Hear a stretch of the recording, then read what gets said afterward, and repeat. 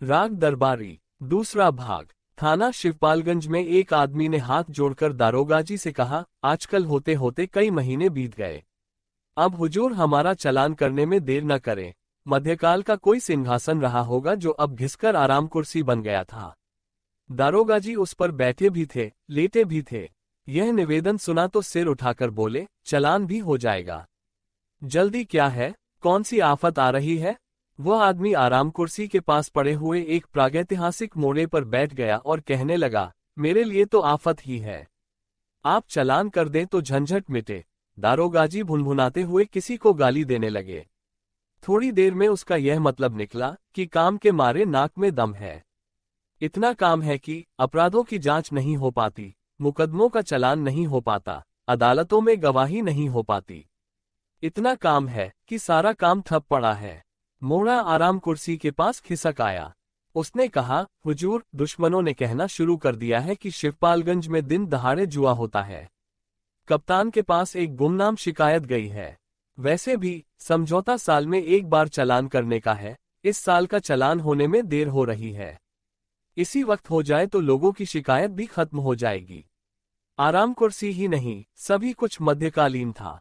तख्त, उसके ऊपर पड़ा हुआ दरी का चीथड़ा, कलमदान, सूखी हुई स्याही की दवातें, मुड़े हुए कोनों वाले मटमैले रजिस्टर, सभी कुछ कई शताब्दी पुराने दिख रहे थे। यहाँ बैठकर अगर कोई चारों ओर निगाह दौड़ाता तो उसे मालूम होता वो इतिहास के किसी कोने में खड़ा है। अभी इस थाने के लिए फाउंटेन पेन नहीं बना था। उस दिशा में कुल इतनी तरक्की हुई थी कि कलम सरकंडे का नहीं था। यहाँ के लिए अभी टेलीफोन की ईजाद नहीं हुई थी। हथियारों में कुछ प्राचीन राइफलें थीं जो लगता था गदर के दिनों में इस्तेमाल हुई होंगी। वैसे सिपाहियों के साधारण प्रयोग के लिए बांस की लाठी थी, जिसके बारे में एक कवि ने बताया है कि वह नदी नाले पार करने में और झपटकर कुत्ते को मारने में उपयोगी साबित होती है। यहाँ के लिए अभी जीप का अस्तित्व नहीं था। उसका काम करने के लिए 2-3 चौकीदारों के प्यार की छांव में पलने वाली घोड़ा नाम की एक सवारी थी, जो शेरशाह के जमाने में भी हुआ करती थी। थाने के अंदर आते ही आदमी को लगता था कि उसे किसी ने उठाकर कई सौ साल पहले फेंक दिया है।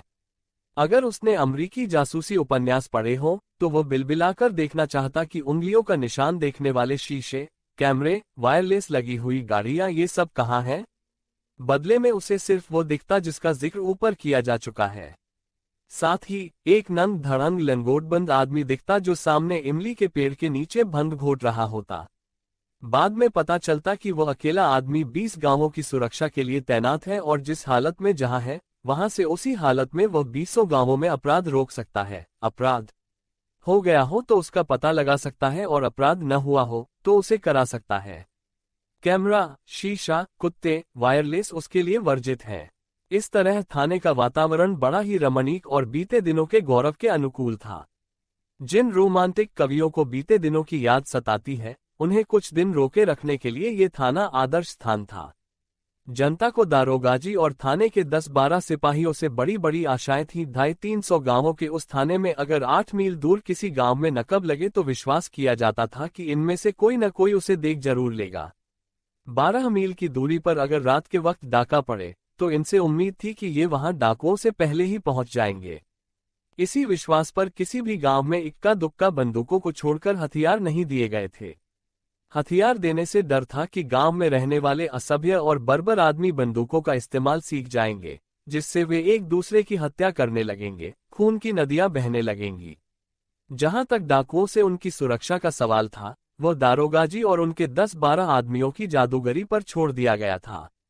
उनकी जादूगरी का सबसे बड़ा प्रदर्शन खून के मामलों में होने की आशा की जाती थी, क्योंकि समझा जाता था कि इन 300 गांवों में रहने वालों के मन में किसके लिए घृणा है, किससे दुश्मनी है, किसको कच्चा चबा जाने का उत्साह है, इसका वे पूरा पूरा ब्यौरा रखेंगे और पहले से ही कुछ ऐसी तरकीब करेंगे कि कोई किसी को मार न सके।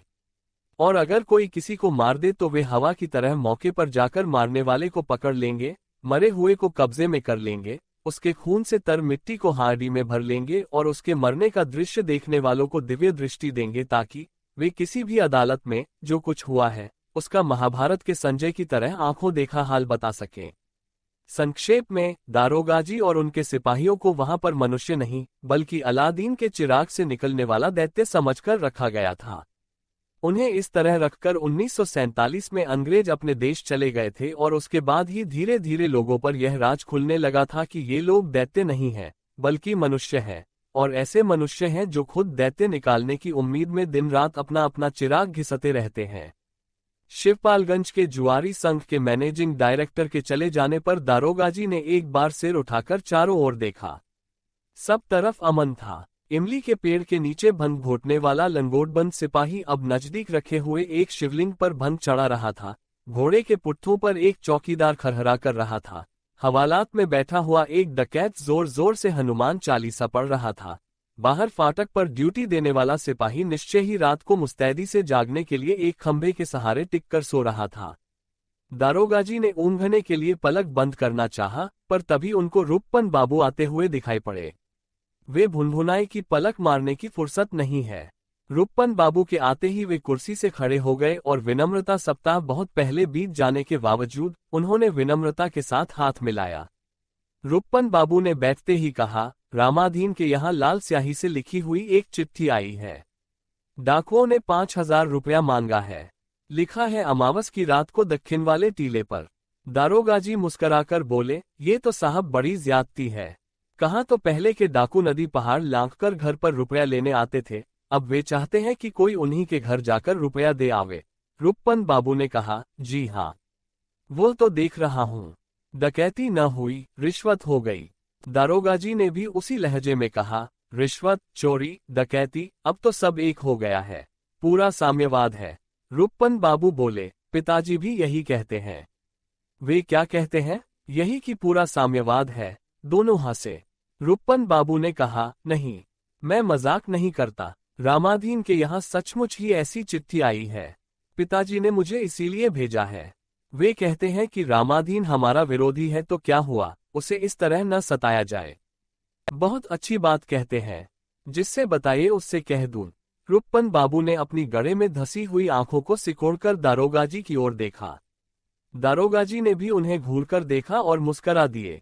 बोले, घबराए नहीं, मेरे यहाँ होते हुए डाका नहीं पड़ेगा। रूपपन बाबू धीरे से बोले, सो तो मैं जानता हूँ। ये चिट्ठी जाली है, जरा अपने सिपाहियों से भी पूछवा लीजिए, शायद उन्हीं में से किसी ने लिख मारी हो। ऐसा नहीं हो सकता, मेरे सिपाही लिखना नहीं जानते। एक आध है जो दस्तखत भर करते हैं। रूपपन बाबू कुछ और कहना चाहते थे, तब तक दारोगा जी ने कहा, जल्दी क्या है, अभी रामाधीन को रिपोर्ट लिखाने दीजिए, चिट्ठी तो सामने आए। थोड़ी देर दोनों चुप रहे। दारोगाजी ने फिर कुछ सोचकर कहा, सच पूछिए तो बताऊं, मुझे तो इसका संबंध शिक्षा विभाग से जान पड़ता है। कैसे? और शिक्षा विभाग से भी क्या आपके कॉलेज से जान पड़ता है? रूपपन बाबू बुरा मान गए, आप तो मेरे कॉलेज के पीछे पड़े हैं।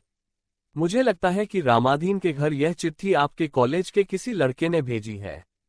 आपका क्या ख्याल है, आप लोगों की निगाह में सारे जुर्म स्कूली लड़के ही करते हैं?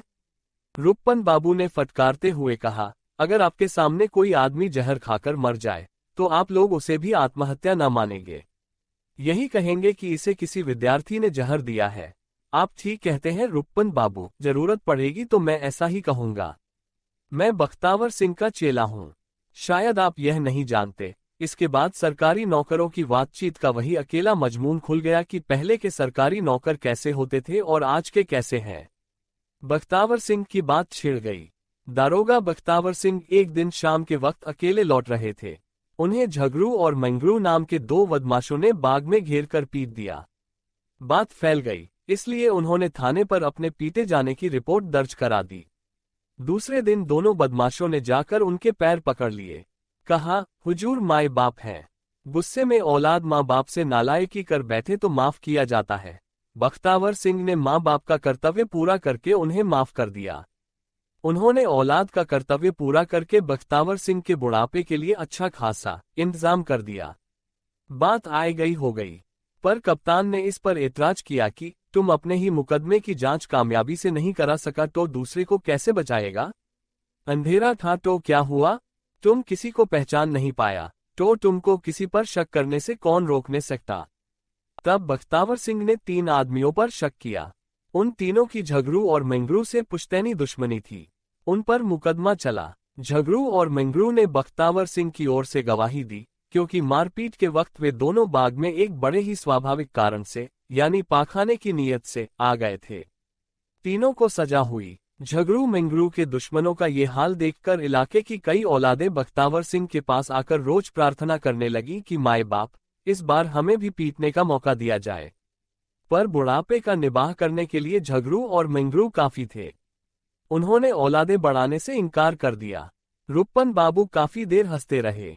दारोगा जी खुश होते रहे कि रुप्पन बाबू एक किस्से में ही खुश होकर हंसने लगे हैं, दूसरे की जरूरत नहीं पड़ी। दूसरा किस्सा किसी दूसरे लीडर को हंसाने के काम आएगा। हंसना बंद करके रुप्पन बाबू ने कहा, तो आप उन्हीं बख्तावर सिंह के चेले हैं। था, आजादी मिलने के पहले था, पर अब तो हमें जनता की सेवा करनी है, गरीबों का दुख दर्द बटाना है, नागरिकों के लिए। रुप्पन बाबू उनकी बांह छूकर बोले, छोड़िए, यहाँ मुझे और आपको छोड़कर तीसरा कोई भी सुनने वाला नहीं है। पर वे ठंडे नहीं पड़े। कहने लगे, मैं तो यही कहने जा रहा था कि मैं आजादी मिलने के पहले बख्तावर सिंह का चेला था, अब इस जमाने में आपके पिताजी का चेला हूँ।